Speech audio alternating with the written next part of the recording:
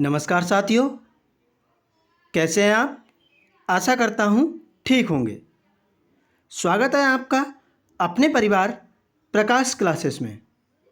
आज मैं आपके लिए ईवीएस की क्लास लेकर आया हूँ, जो आगामी एग्ज़ाम जैसे सीटेट और बीपीएससी के लिए बेहद इम्पॉर्टेंट होने वाली वीडियो है। अगर वीडियो पसंद आए तो वीडियो को लाइक करें और ज़्यादा से ज़्यादा लोगों तक शेयर करें। और हर एग्ज़ाम की तैयारी फ्री में बिल्कुल मुफ्त यूट्यूब पर करने के लिए चैनल को सब्सक्राइब कर लें और ज़्यादा से ज़्यादा लोगों तक चैनल को शेयर कीजिए, जिससे कि ये परिवार आपका आगे बढ़ सके। चलिए तो स्टार्ट करते हैं। पहला क्वेश्चन आपकी स्क्रीन पर। पहला क्वेश्चन कहता है कि जलवायु परिवर्तन पर केंद्र सरकार द्वारा जारी राष्ट्रीय कार्य योजना में किसके उत्पादन पर सबसे अधिक बल दिया गया है। क्या भैया जल संरक्षण, क्या ग्रीन इंडिया प्लान, या सतत विकास, या सौर ऊर्जा उत्पादन। तो कमेंट कीजिए। बहुत ही इम्पोर्टेंट क्वेश्चन है, स्टार लगाइए। सीटेट का फेवरेट क्वेश्चन है ये। तो बताइए कब किया गया, यानी सबसे अधिक बल किसे दिया गया। तो ये साथियों सौर ऊर्जा उत्पादन के लिए दिया गया है। ठीक है। अगला क्वेश्चन, 6 मीटर गहरे तालाब में अनुक्रमण का सही क्रम प्रदर्शित होता है। एक 6 मीटर गहरा तालाब है, उसमें क्या क्या होता है बताइए। क्या निगमन पादप, सीड, फिर शाख, प्लावी पादप, झाड़ी या वृक्ष। या प्लावी पादप, निगमन पादप, रीढ़ या शाख, झाड़ी या वृक्ष। पहले झाड़ी, फिर वृक्ष, निगमन पादप, प्लावी या पादप, या रीढ़, शाख। या निगमन पादप, प्लावी पादप, रीढ़, या फिर शाख, झाड़ी या वृक्ष। तो कौन सा क्रम सही होता है। देखिए साथियों, सबसे पहले निगमन पादप, फिर प्लावी पादप, रीढ़, शाख, झाड़ी और वृक्ष। ठीक है। अगला क्वेश्चन, एक परितंत्र में क्या होता है।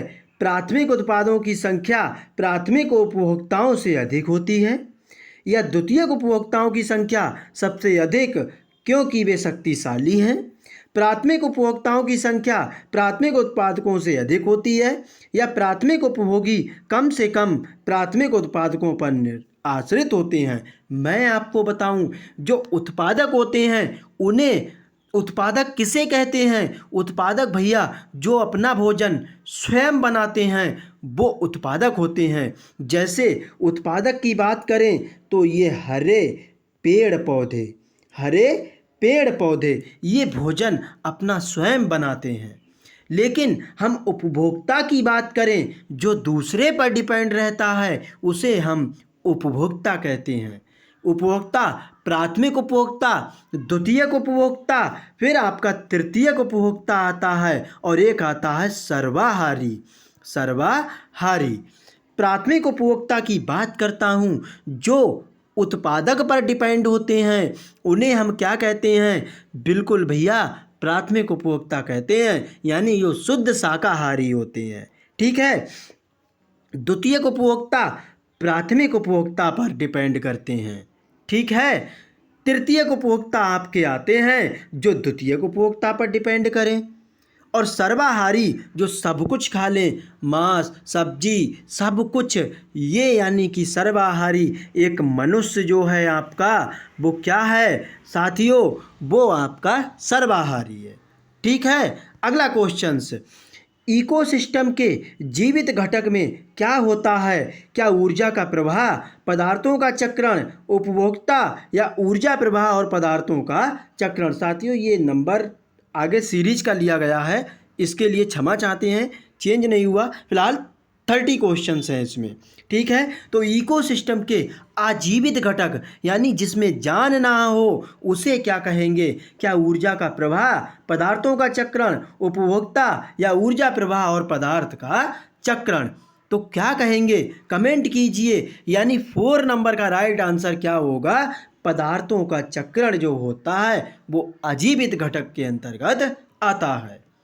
अगला क्वेश्चंस, चने के पौधे यानी चने के पौधे को क्या कहते हैं, साइसर एरिटीनस द्वारा स्थिर की गई कुल ऊर्जा पूरे इकोसिस्टम में क्या कहलाती है, क्या प्राथमिक उत्पादन, क्या सकल उत्पादन, द्वितीयक उत्पादन, या इनमें से कोई नहीं। तो कमेंट कीजिए 5 नंबर यानी 35 का राइट आंसर क्या होगा, यानी उसे हम सकल उत्पादन कहते हैं। ठीक है।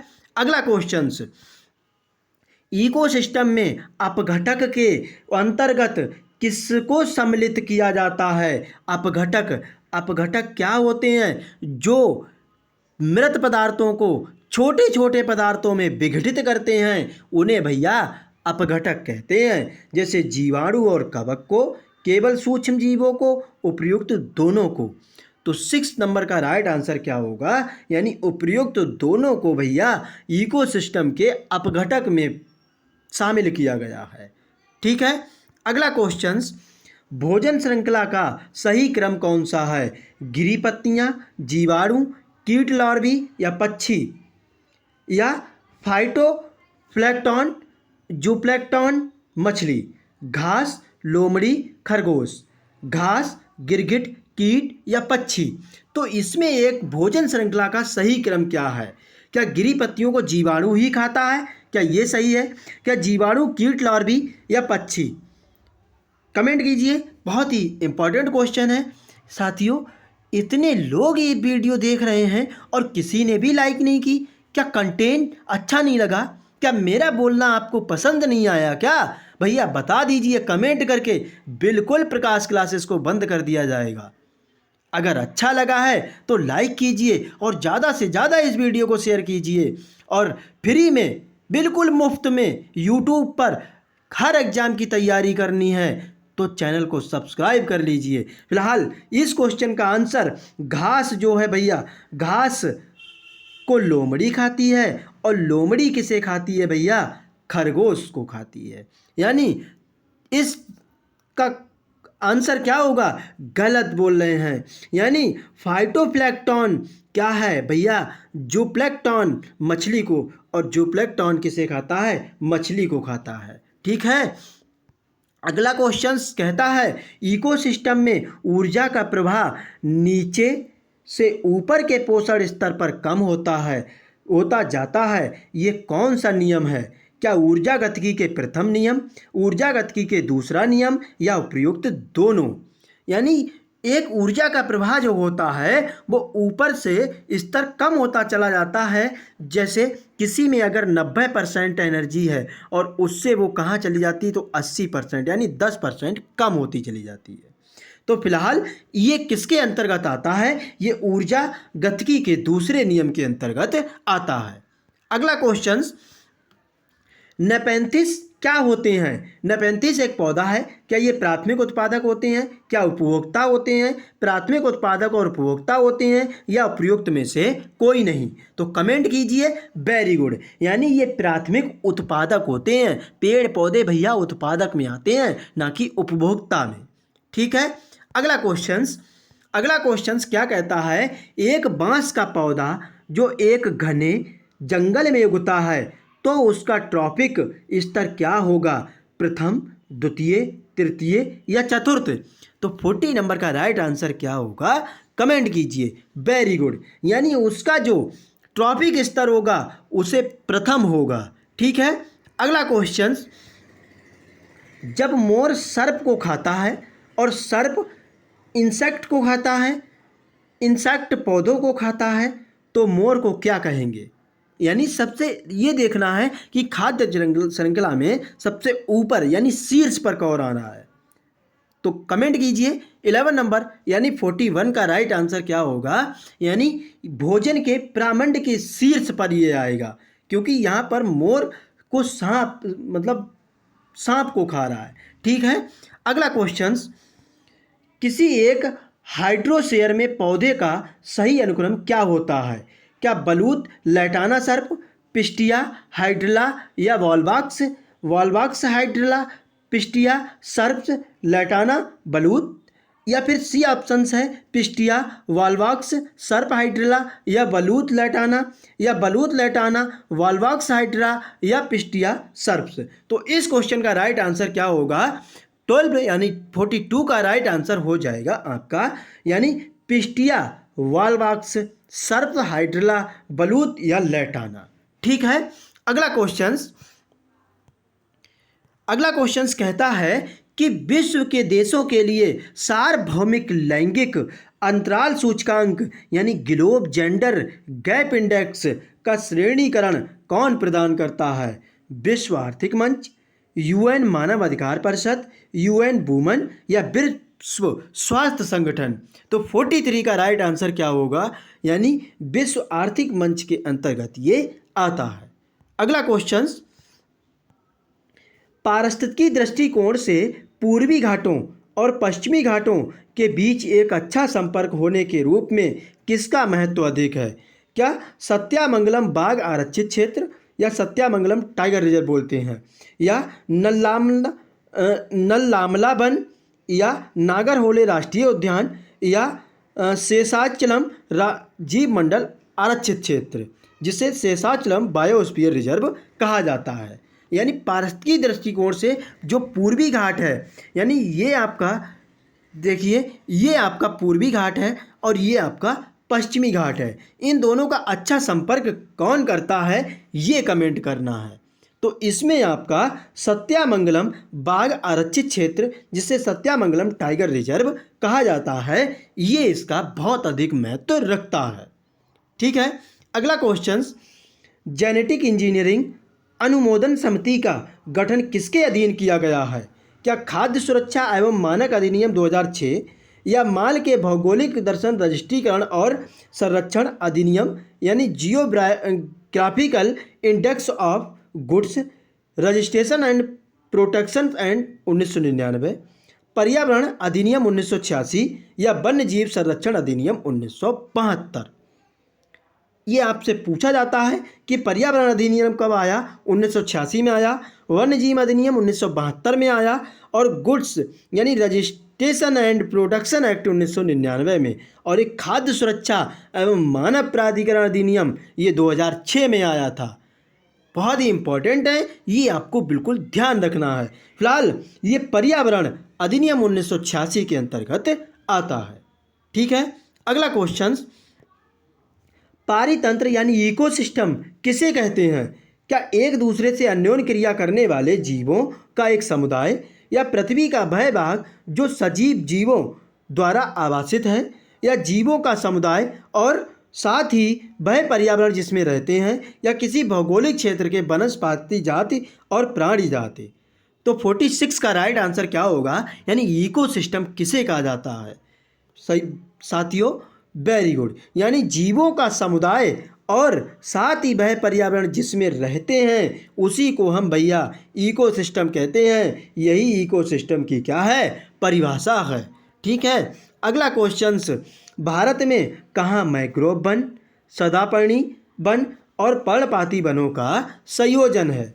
क्या उत्तर तटीय आंध्र प्रदेश, क्या दक्षिण पश्चिम बंगाल में, या दक्षिणी सौराष्ट्र, या अंडमान और निकोबार द्वीप समूह में?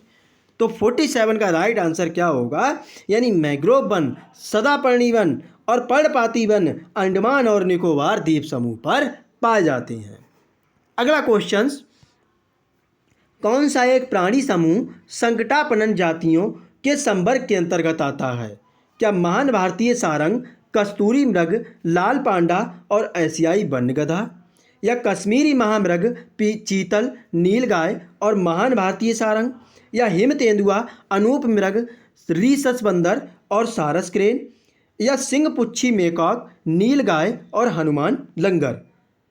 तो आपका संकटापन यानी जिन पे संकट है वो जातियां कौन सी हैं? हम आपको बता दें कि जो संकट में जो जातियां हैं उनका रिकॉर्ड रेड डाटा बुक में रखा जाता है। ये आप बिल्कुल ध्यान रखेंगे।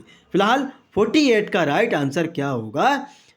Very good. यानी महान भारतीय सारंग, कस्तूरी मृग, लाल पांडा और एशियाई वन्य गधा जो है आपके संगटा प्राणी के अंतर्गत आते हैं। अगला क्वेश्चन क्या कहता है, कायक कोश का न्यूक्लिय अंतरण यानी प्रौद्योगिकी somatic cell nuclear transfer technology का अनुप्रयोग क्या है? क्या जैव डिम्बनाशी का उत्पादन, क्या जैव निम्नीकरण प्लास्टिक का निर्माण, या जंतुओं की जन्य क्लोनिंग का निर्माण? 49 का राइट आंसर क्या होगा, कमेंट कीजिए। वेरी गुड, यानी जंतुओं का जन्यतीय कैलिंग जो है आपका क्या कहलाता है, कायक कोशिकाओं न्यूक्लिय अंतरण प्रौद्योगिकी के अंतर्गत आता है। साथियों, वीडियो लाइक नहीं की, अरे जल्दी से लाइक कीजिए, ज़्यादा से ज़्यादा लोगों तक शेयर कीजिए और चैनल को सब्सक्राइब कर लीजिए। अगला क्वेश्चन, ट्रांसक्रिप्टोम किसे कहते हैं ये बताना है। क्या जीनोम संपादन जीनोम एडिटिंग में प्रयुक्त एंजाइमों की एक श्रेणी, किसी जीव द्वारा अभिव्यक्त mRNA अणुओं की पूर्ण श्रृंखला, या जीन अभिव्यक्ति की कार्यविधि का वर्णन? ये छिप गया है ऑप्शन, सॉरी इसके लिए। फिलहाल 50 नंबर का राइट आंसर क्या होगा, कमेंट कीजिए। वेरी गुड, यानी कि किसी जीव द्वारा अभिव्यक्ति अणुओं की पूर्ण श्रृंखला को ही हम ट्रांसक्रिप्टोम कहा जाता है। अगला क्वेश्चन कहता है कि एक खाद्य श्रृंखला में अधिकतम कितनी कड़ी हो सकती हैं? तो भैया क्या 1 से 2, क्या 3 से 4, या 9 से 10, या 4 से 5? तो एक खाद्य श्रृंखला में अधिकतम जो कड़ियाँ हो सकती हैं वो आपकी 4 से 5 हो सकती हैं। अगला क्वेश्चन, पारिस्थितिकी तंत्र में उपस्थित जीवों की संख्या भार व ऊर्जा के आधार पर क्रमानुसार दर्शाया जाए तो बनने वाली आकृति कौन सी होगी? त्रिभुज, पिरामिड, स्तंभ, या षटकोण? तो ये एक पिरामिड टाइप की आकृति होती है। ठीक है। अगला क्वेश्चन, पारिस्थितिकी तंत्र में ऊर्जा का पिरामिड कैसा होता है? सदैव सीधा, सदैव उल्टा, कभी सीधा कभी उल्टा, या अनियमित? तो 3 नंबर का राइट आंसर क्या होगा, ये सदैव पारिस्थितिकी तंत्र में ऊर्जा का जो पिरामिड होता है वो सदैव सीधा होता है, सदैव सीधा होता है, ये बिल्कुल आपको ध्यान रखना है। अगला क्वेश्चन क्या कहता है, समस्त शाकाहारी जीव क्या कहलाते हैं? ये टाइपिंग में मिस्टेक हो गई है, सॉरी, इसके लिए बेहद में सॉरी। फिलहाल कंटेंट पे जाना, आप नंबरों पर मत जाना। प्राथमिक उपभोक्ता कहलाते हैं, क्या द्वितीयक उपभोक्ता, या तृतीयक उपभोक्ता, या उत्पादक कहलाते हैं? तो कमेंट कीजिए साथियों, 4 नंबर का राइट आंसर क्या होगा? 4 नंबर का राइट आंसर, समस्त शाकाहारी जो है भैया वो प्राथमिक उपभोक्ता के अंतर्गत आते हैं, और द्वितीयक उपभोक्ता मांसाहारी, तृतीयक उपभोक्ता सर्वाहारी, और उत्पादक जो होते हैं हरे पेड़ पौधे आते हैं। ठीक है।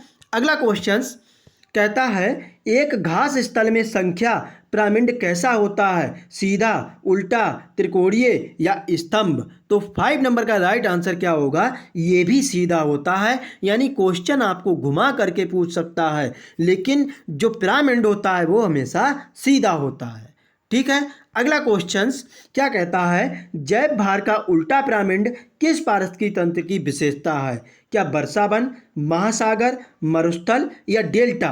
अब उल्टा पिरामिड किस में होता है? सीधा तो आपने जान लिया, लेकिन आप उल्टा भी जान लीजिए। तो उल्टा भैया महासागर का होता है, बिल्कुल ध्यान रखेंगे और स्टार लगा लेंगे इस क्वेश्चन पर। ठीक है। अगला क्वेश्चन, एक खाद्य श्रृंखला में पादप, हिरण, भेड़िया व शेर हैं, सबसे अधिक ऊर्जा किसमें होगी? क्या शेर में, भेड़िया, हिरण, या पादप? तो जो मांसाहारी होता है उसमें ही सबसे अधिक ऊर्जा होती है। नहीं साथियों, ये गलत है। आप मांस खाते हैं तो क्या आपके अंदर सबसे ज़्यादा एनर्जी होगी? नहीं, पादप में, यानी जो पादप होते हैं उनमें सबसे अधिक ऊर्जा होती है। ठीक है। अगला क्वेश्चन क्या कहता है, पादप, हिरण, भेड़िया व शेर से निर्मित खाद्य श्रृंखला में सबसे कम ऊर्जा किसमें होगी? अब कम पूछा है तो कम सबसे ऊर्जा जो, क्या शेर, भेड़िया, हिरण, या पादप? पादप में तो मैंने बताया अधिक, लेकिन सबसे कम ऊर्जा आपकी शेर में होगी। ठीक है, अगला क्वेश्चन क्या कहता है, द्वितीयक उपभोक्ता का उदाहरण कौन है। द्वितीयक उपभोक्ता मैंने आपको बताया जो मांस खाते हैं। क्या शेर होगा, क्या मेंढक होगा, टिड्डा होगा, क्या हिरण होगा। तो 9 नंबर का राइट आंसर क्या होगा, यानी कि मेंढक जो है कीट मकोड़ों को खाता है, इसीलिए ये द्वितीयक उपभोक्ता कहलाता है। ठीक है, अगला क्वेश्चन लास्ट क्वेश्चन है इस वीडियो का, प्रत्येक खाद्य श्रृंखला कहाँ समाप्त होती है। क्या उत्पादक पर, प्राथमिक उपभोक्ता पर, द्वितीयक उपभोक्ता पर या अपघटक पर। तो आपको पता होना चाहिए जब आपकी डेड बॉडी हो जाती है तो उसके लिए अपघटक ही छोटे छोटे पदार्थों में तोड़ते हैं, यानी ये जो श्रृंखला समाप्त होती है वो अपघटक पर समाप्त होती है। अपघटक मैंने आपके लिए बताया जो मृत पदार्थों को छोटे छोटे पदार्थों में विघटित करते हैं, उनको ही हम अपघटक कहते हैं। साथियों, ये वीडियो कैसी लगी एक बार कमेंट करके मुझे ज़रूर बताना। अगर वीडियो पसंद आई हो तो वीडियो को लाइक करें, ज़्यादा से ज़्यादा शेयर करें और चैनल को सब्सक्राइब कर लें। बिल्कुल फ्री में तैयारी करने के लिए आपके घर में सिलेक्शन का दीपक जल जाए तो प्रकाश क्लासेस को अनसब्सक्राइब कर देना, कोई फ़र्क नहीं पड़ेगा। ठीक है साथियों, लेकिन अपने माता पिता का सपना साकार कीजिए। जय हिंद साथियों।